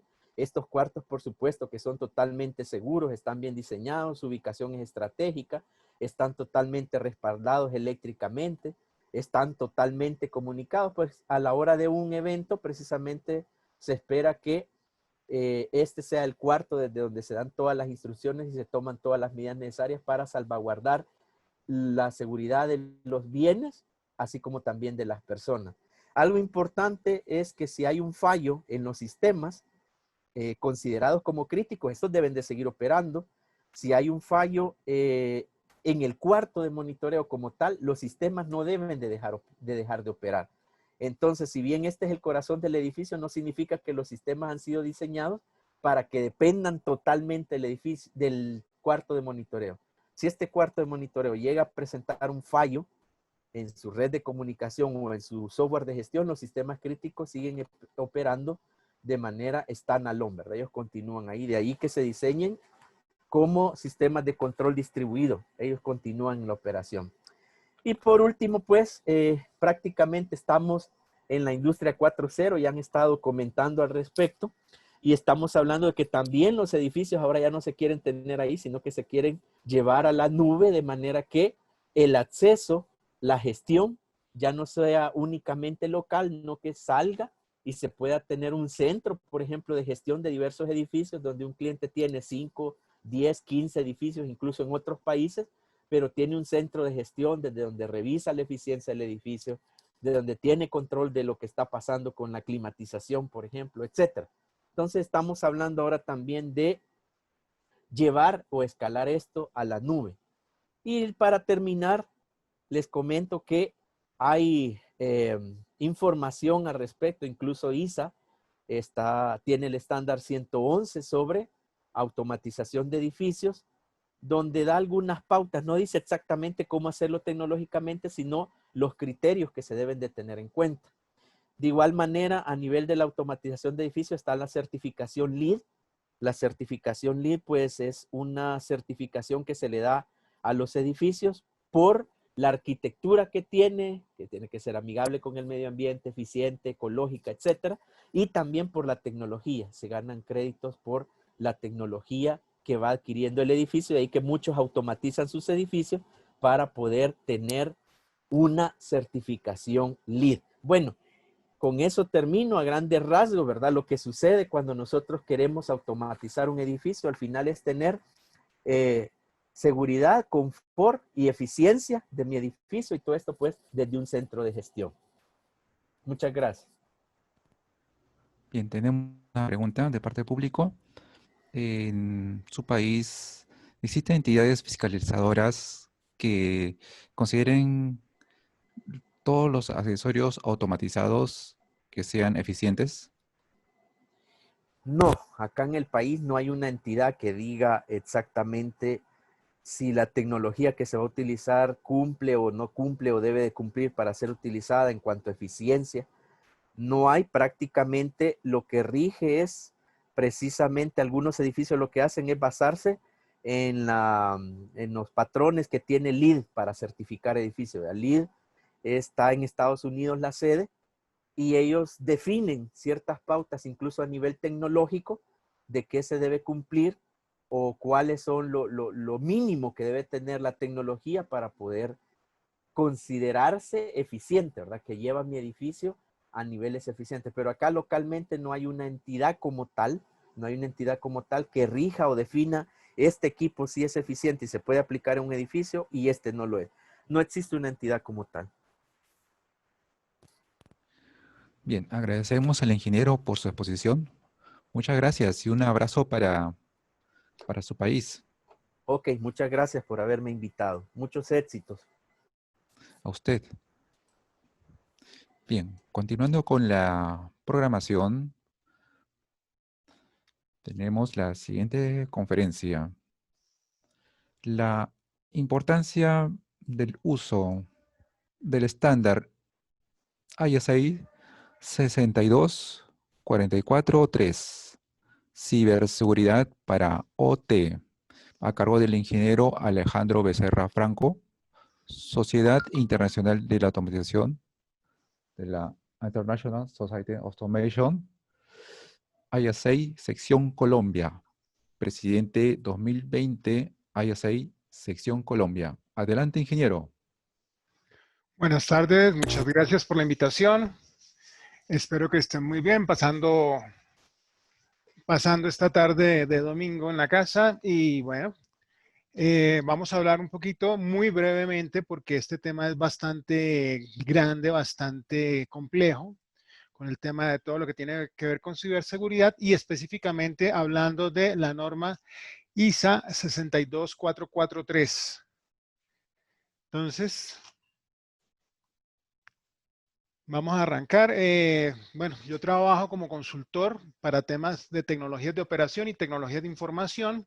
Llevo bastante en este cuento, tengo múltiples certificaciones de ciberseguridad bastantes. Soy especialista en seguridad de redes, máster en ciberseguridad y trabajo actualmente como gerente de consultoría en NeoSecure Colombia, además de la labor de voluntariado que realizo con ISA en Sección Colombia y que ya les comenté. Bueno, este cuento de dónde viene la ciberseguridad para tecnologías de operación. Arrancamos viendo, bueno, la evolución que ha tenido todo el tema de fabricación, ¿sí? Ya lleva más de 150 años y ha ido evolucionando desde que todo era manual y se hacía parte por parte, iba construyéndose todo, iba manejándose máquinas, hasta cuando comenzó a automatizarse procesos a través de perillas, a través de válvulas, switches, en fin, en donde esencialmente eran unos cuartos gigantes llenos, repletos de relojes, perillas, palancas, en fin. Y esto fue evolucionando y muchas veces ya podemos encontrar salas de control en donde lo único que se ve son esencialmente teclados, pantallas, ratones y eventualmente algún otro reloj, pero no son muchos.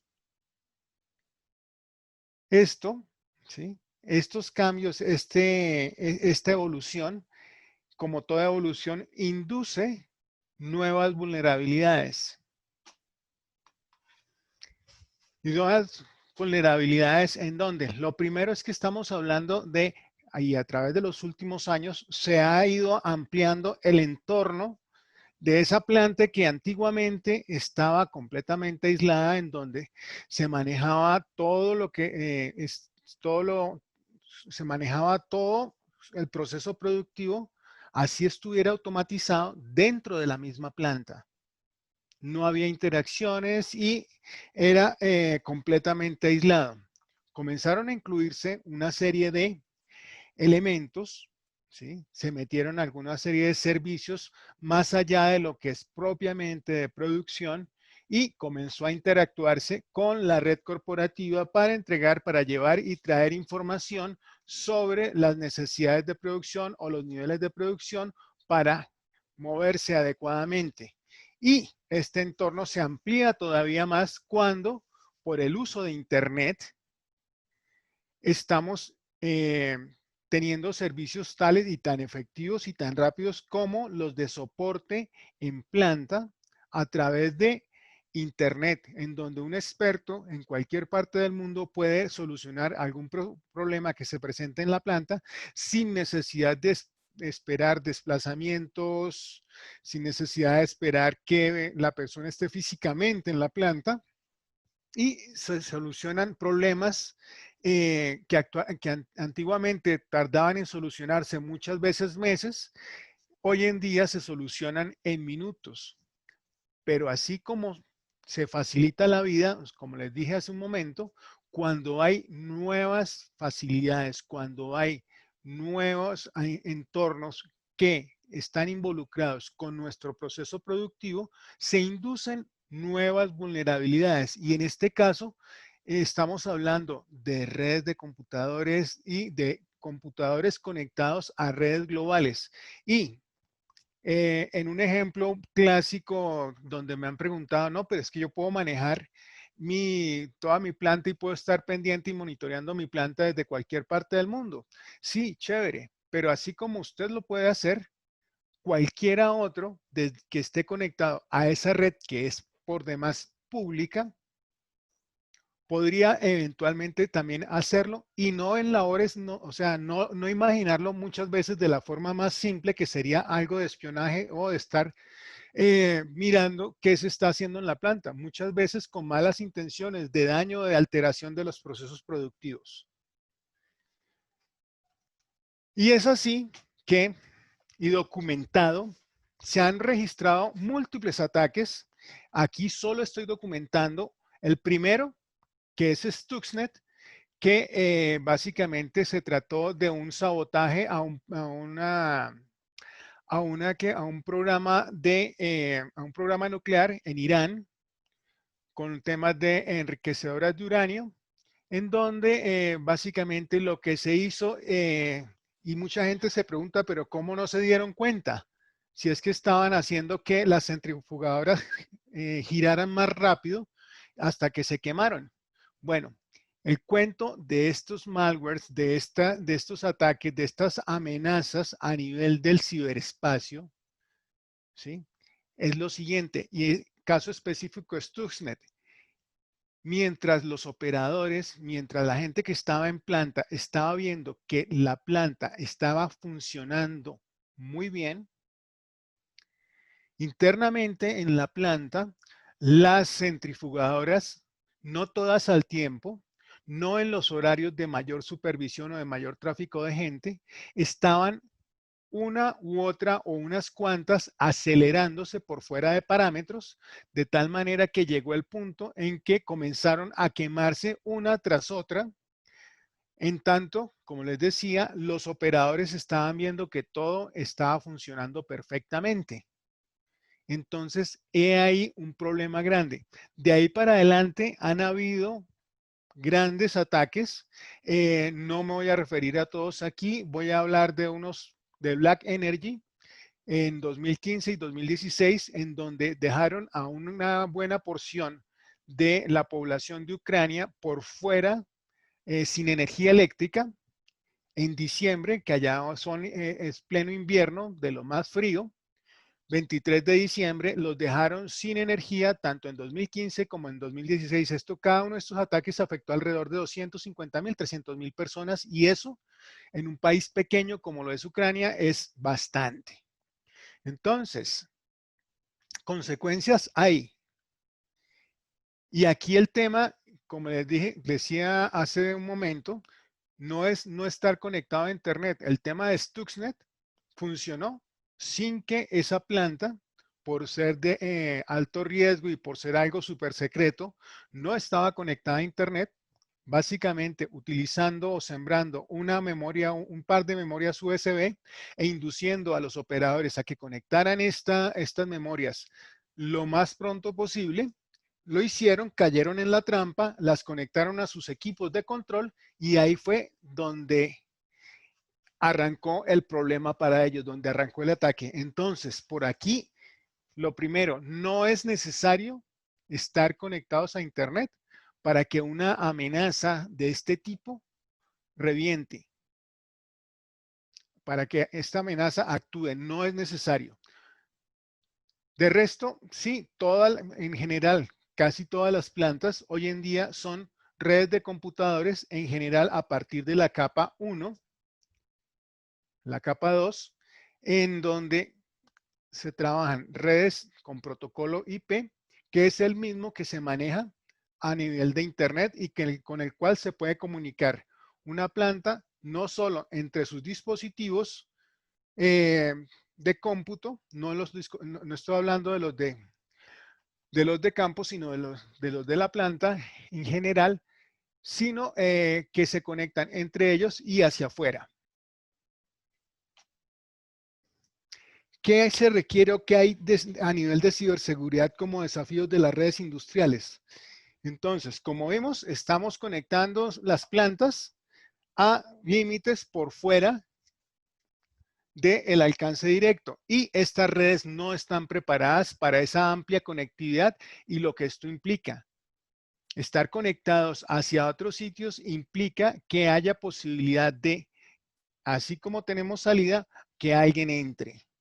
¿Fallas en el entendimiento del uso de la tecnología por parte de externos a la operación? Sí, y es algo completamente grave aquí porque la gente de la parte corporativa normalmente ya vienen preparados y tienen equipos funcionando para todo lo que tiene que ver con seguridad informática o seguridad de tecnologías de información, TI, en donde tienen un mundo, tienen una serie de conceptos y una serie de verdades establecidas, y cuando entran en interacción con la parte de operación, hay choques, ¿sí?, de ambos lados, porque no hay un entendimiento correcto y esto tiene una serie de implicaciones bastante delicadas. Y la última, que son los controles y visibilidad insuficientes. Como les estaba comentando con el tema de Stuxnet, en este tipo de situaciones se cree plenamente en lo que dicen las pantallas, los monitores, las consolas, y muchas veces lo que está pasando por debajo o por detrás de la red queda completamente a oscuras. No lo ve nadie, no lo controla nadie. Entonces, es aquí donde hay que mejorar. Ver no solo lo que nos muestran las pantallas y las consolas, sino ver qué es lo que está circulando en la red y cómo nos está afectando. Con el tema de las diferencias que hay entre la parte corporativa y la parte de planta, ¿sí? Lo primero, aquí tenemos clarísimo, aquí estamos viendo los pilares en cuanto a ciberseguridad, que son disponibilidad, integridad y confidencialidad. Miren que para la parte de sistemas OT, lo más importante es la disponibilidad y la integridad. Y de últimas queda la confidencialidad. Estas diferencias en realidad son mínimas, pero sí, disponibilidad e integridad son completamente necesarias. Y estas están subrogadas a todo el tema de safety o protección que ya viene traducido en algunos libros. En tanto Ingeniero, que los... disculpe, le Sí, queda 4 minutos. Muchas gracias. perfecto, gracias.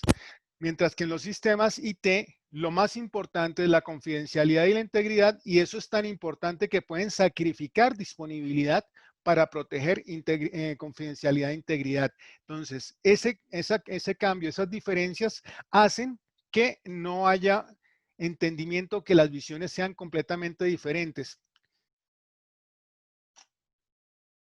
¿Y qué se espera para las soluciones de ciberseguridad? Básicamente que sean hechas para OT, que tengan una mínima alteración de la operación, que sean de impacto inmediato y haya una protección continua. Ahora, para esto está montada la 62443. No quiero mostrarla así tan enredada porque estos son básicamente los componentes, 4 tomos. No los voy a despiezar, vamos a despiezarlos aquí. La parte 1, que es la general, que tiene cuatro secciones. La parte 2, que es políticas y procedimientos, que es aquí donde se monta y se habla del montaje de un sistema de gestión de ciberseguridad para automatización. Esto básicamente aplica para propietarios o responsables de activos de información dentro de las plantas. La tercera parte tiene que ver con todo lo que es las tecnologías, los niveles de seguridad y los requisitos y niveles de seguridad del sistema.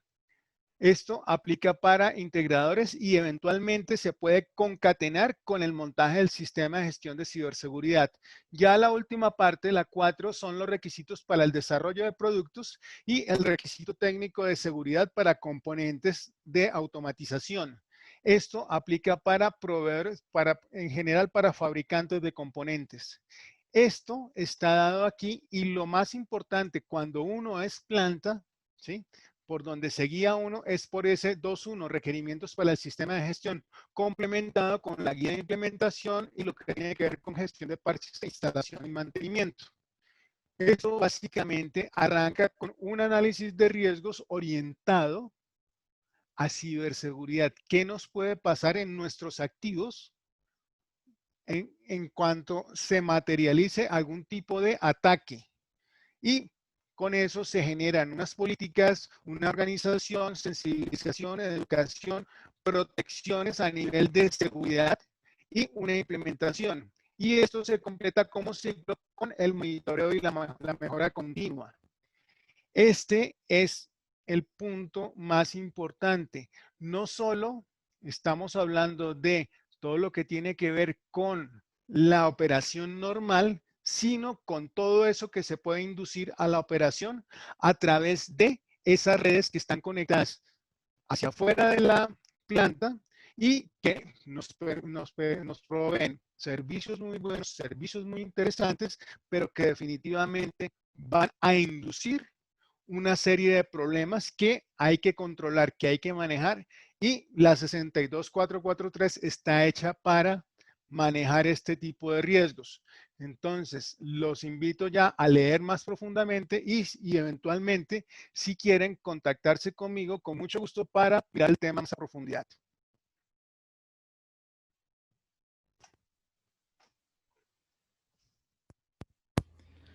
Bien, continuando con las preguntas. Tenemos la pregunta de Johnny Gamarra. ¿Se usa alguna medida de ciberseguridad para proteger la red de comunicación de un edificio?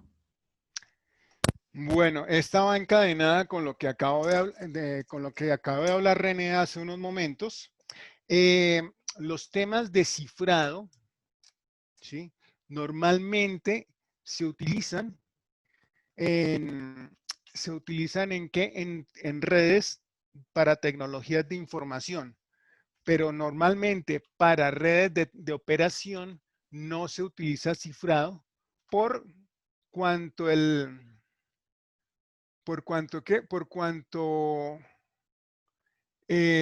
esto induce latencias. El tema de protección a nivel de edificios, a nivel de plantas, normalmente se hace a través de la protección física, del control físico y de los controles perimetrales electrónicos que se pueden dar con firewalls o a través de, ¿a través de qué? A través de segmentaciones de red.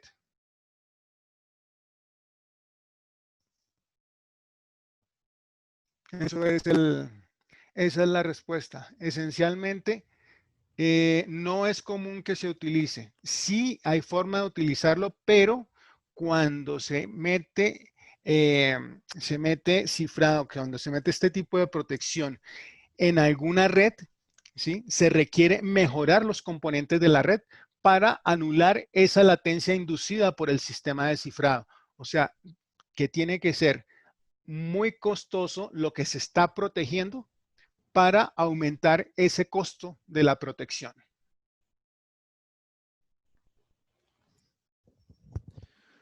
Bien, ingeniero, entonces, muy agradecido por darnos esta oportunidad de compartir la conferencia.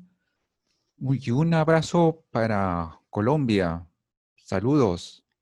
Muchas gracias, Raúl, y muchas gracias por darme la oportunidad de participar con ustedes. Y bueno, bienvenidos y espero que haya sido bien interesante para todos.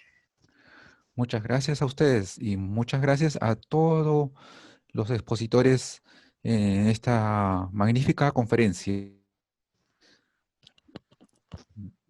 Bien, continuando con las presentaciones, tenemos a doctor Modesto Montoya, el líder de la organización Encuentro Científico Internacional ESI 2020 edición invierno. Y también un agradecimiento en especial a la doctora Veronique Collink, que también ha hecho el esfuerzo de colaborar con este magnífico evento. Y también agradecemos a Luis Romero por acompañarnos en estos 4 días ininterrumpidos para poder darles a ustedes lo mejor de las conferencias en el Encuentro Científico Internacional. El Encuentro Científico Internacional